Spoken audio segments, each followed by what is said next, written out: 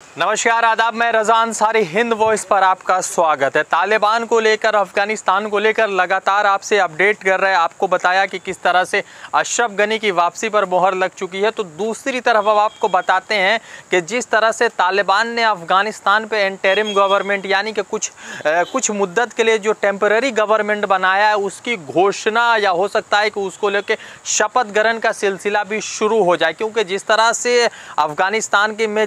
15 अगस्त के बाद लगातार तालिबान का शासन चल रहा है, उस शासन के बाद तालिबान के जो कुछ कमांडर है या कुछ उनके जो पद अधिकारी लोग हैं उनके तरफ से लगातार गवर्नमेंट को लेकर इंफॉर्मेशन सामने आ रहा है। और जैसे गवर्नमेंट का स्थापना हुआ उसके बाद लग रहा है कि शपथ ग्रहण समारोह भी बहुत जल्दी तालिबान का हो जाएगा और वो व्यक्ति जिनको तालिबान के अलग अलग अफगानिस्तान के अलग अलग पोस्ट पर रखा गया उन सभी लोग जो है शपथ ग्रहण शुरू करेंगे। अब सवाल ये है कि CIA जो अमेरिका की खुफिया एजेंसी है, स्पाई एजेंसी है, वो अब पाकिस्तान जाकर पाकिस्तान के जो जनरल है, जो पाकिस्तान के आर्मी चीफ है कमर जावेद बाजवा, उनके साथ उनकी मुलाकात होती है। और ये मुलाकात जो है इंटरनेशनल कम्युनिटी के लिए और हिंदुस्तान पाकिस्तान के रिलेशनशिप के लिए एक अलग तरह का नक्शा छोड़ कर रखा है, क्योंकि जिस तरह से अफगानिस्तान के ऊपर तालिबान का शासन होता है, जो बाइडेन अफगानिस्तान छोड़ कर जाते हैं और रशिया और अमेरिका ये दोनों हिंदुस्तान पर लगातार गहरी नज़र बना कर रखे। और उनका ये मानना है कि जिस तरह से तालिबान के एक्सेप्टेंस को पाकिस्तान ने कबूल कर लिया और हिंदुस्तान की तरफ से अभी तक कबूल नहीं हुआ है। वो अलग बात है कि दोहा में एक मुलाकात ज़रूर हुई है इंडियन ऑफिशियल्स के साथ तालिबान के ऑफिशियल्स के, तो इस पर जो है कुछ अलग तरह के अपडेट आ रहे हैं।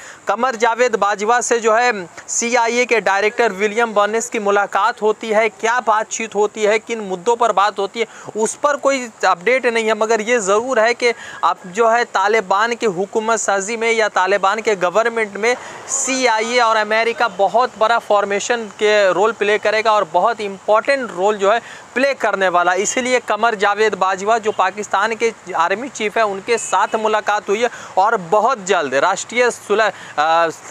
सुरक्षा सलाहकार अजीत डोभाल के साथ भी जो है बहुत जल्द विलियम बर्नेस का मुलाकात होना तय है। अब इन दोनों मुल्कों के रिलेशनशिप को लेकर तालिबान पर क्या प्रभाव पड़ेगा और तालिबान किस तरह से डिप्लोमेटिक रिलेशनशिप बनाएगा वो बहुत महत्वपूर्ण होता जा रहा है। एक चीज़ आपको बता दें कि तालिबान की तरफ से जो नए मंत्रियों की घोषणा की गई है उस मंत्रियों को लेकर भी अफगानिस्तान के नेशनल रेजिस्टेंट फ्रंट का ये मानना है कि वो इस गवर्नमेंट को नहीं मानेंगे और ये गवर्नमेंट भी जो है अशरफ गनी के तरह से गवर्नमेंट ज़बरदस्ती बनाया गया है, किसी के पास कोई अनुभव नहीं है। तो इसी बीच लग रहा है कि अफगानिस्तान में जिन लोगों को पद दिया गया है उन सभी लोगों का शपथ ग्रहण बहुत जल्द हो सकता है, क्योंकि जो अभी एक स्थापना हुई थी मंत्रियों की जो स्थापना हुई है उसमें मौलवी नूरुल्लाह मुनीर इनको एजुकेशन मिनिस्टर बनाया गया है और इन्होंने आते समय ये कह दिया है कि MA और PhD के डिग्री को कोई भी इम्पोर्टेंस जो है तालिबान नहीं देगा अफगानिस्तान में, यानी तालिबान शासनकाल में PhD और MA के डिग्री की